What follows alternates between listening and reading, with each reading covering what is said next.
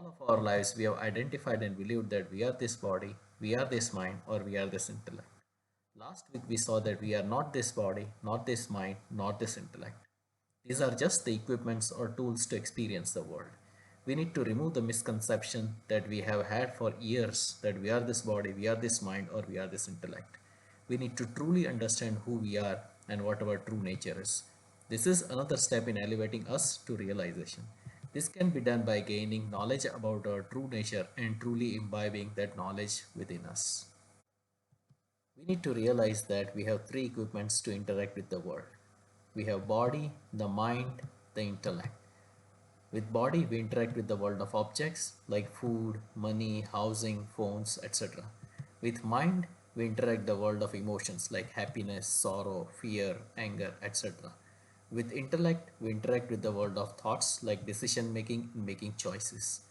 These three equipments are powered by the divine principle called the self, the Atman, the pure consciousness or awareness, the principle by whose mere presence the intellect thinks, the mind feels, and the body perceives.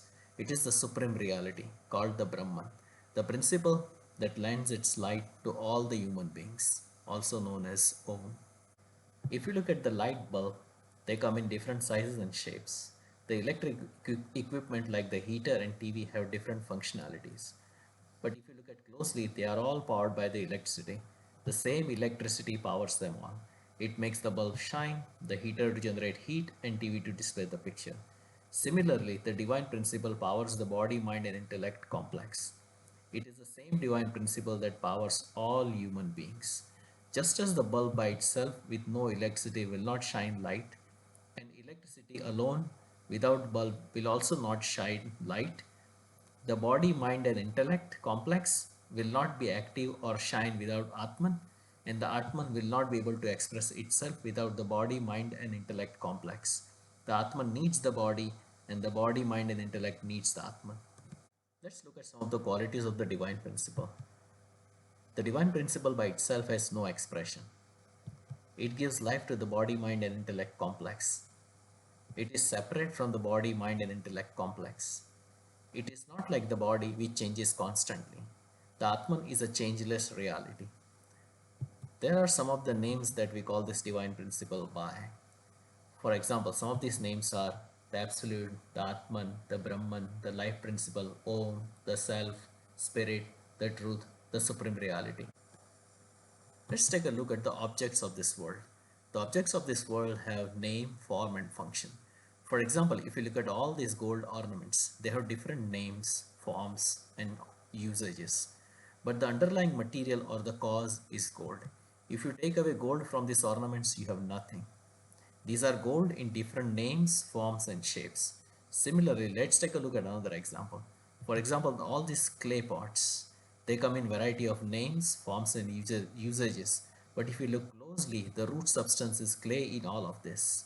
So we can say that the clay and gold existed before these pots and ornaments were made. And they can be broken and melted, and the clay or gold will still be there. Let's extend this metaphor of pots to human beings. We are all powered by the same divine principle, the Brahman. We may have different name, form, and function, but in the end, we are all powered by Brahman. Our root cause is the divine life principle, the Brahman or Atman, or the supreme reality. So we can say that our true nature is that of Sat, meaning existence, just as clay existed before the pot was made and will continue to exist after the pot is broken. Our existence is timeless. We are Chit, the pure awareness, which makes us aware of all the experiences, whether we might be in waking state, the sleep state, or even in deep sleep state. And then our true nature is Anand, which is bliss or joy, that of permanent joy, which is untainted and unaffected by the worldly objects, emotions, and thoughts. We are Satchidanand. To find true happiness, we do not need to look outward. We only need to look inwards. And then we'll notice that we'll find the peace and long lasting happiness within us. We need to change our thinking and our perspective from believing that we are this body and this mind with consciousness to believing that we are the consciousness expressed via body and mind. Our body might feel heat and cold, the mind might feel the joy and temporary sadness, The intellect may have effect of decision making or choices, but we need to transcend all that and realize our true inner self, and then we'll attain the bliss, joy, and divinity. If we transcend ourselves beyond the body and mind, we will be able to react positively to the world of objects, emotions, and thoughts, and that will give us long lasting peace and happiness. Let's quickly recap what we have learned so far. For longest time, we have identified ourselves as this body, mind, and intellect. Last week, we learned that we are not this body, not this mind, nor the intellect. This week, we learned that we are Satchidananda, the pure consciousness, we are Brahman. And then we need to take this knowledge and really imbibe and apply to our life. And then only we'll realize our true nature. With the knowledge, we will be able to attain the realization.